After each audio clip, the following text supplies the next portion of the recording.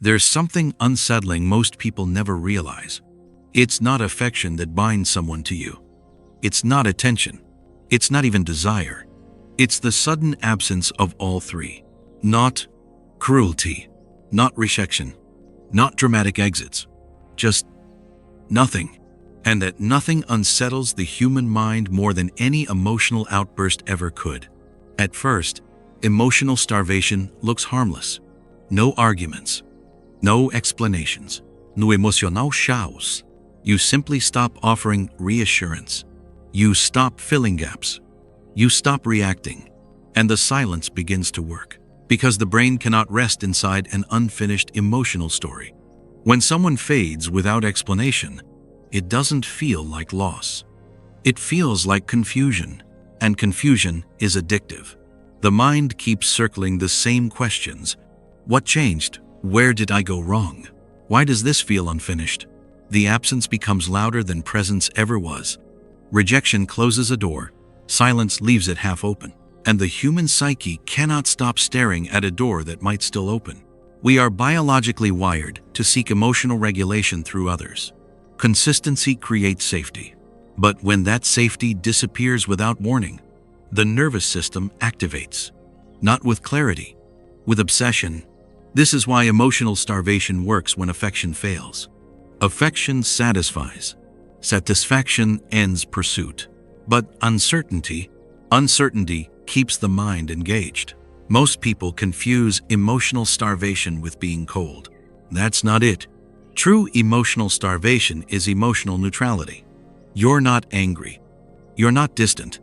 You're simply no longer feeding the emotional loop. You exist without supplying emotional energy. And that absence creates imbalance. The mind tries to restore balance. It replays conversations, searches for signals, creates meaning where none was given. Because silence invites interpretation. And interpretation fuels attachment. This is the same psychological mechanism behind addiction. Not constant reward. Intermittent reward. The slot machine pays just enough to keep the hand pulling. The unpredictability keeps the brain hooked. When emotional warmth becomes inconsistent, attachment intensifies.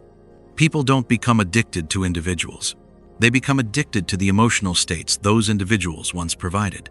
Remove that state, and the nervous system goes into withdrawal. Withdrawal feels like longing.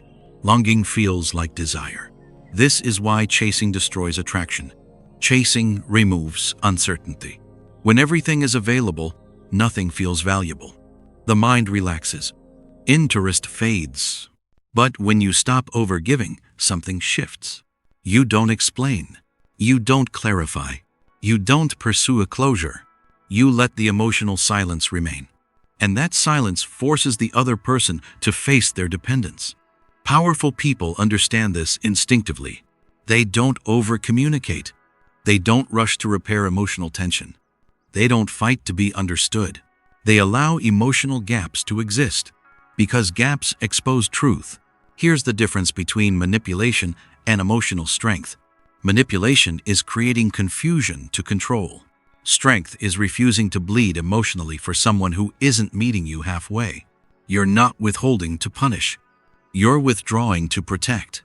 And protection changes the dynamic. When emotional labor disappears, its value becomes visible. They notice what's missing. Your attention, your reassurance, your presence.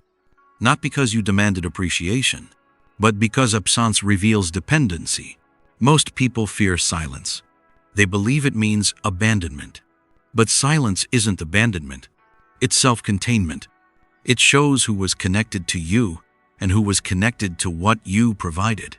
Emotional restraint feels uncomfortable because it removes your role as regulator. You stop stabilizing other people's emotions at your own expense. And once you stop regulating, you see who can stand on their own. This isn't about playing games. It's about refusing to overextend emotionally in one-sided dynamics. You stop pouring into spaces that don't nourish you back. And when you do, something honest happens. You become emotionally scarce. Not distant, not unavailable, just no longer excessive. And scarcity alters perception.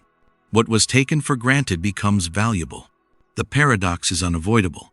The more you emotionally chase, the less you're valued. The less you chase, the more attention returns.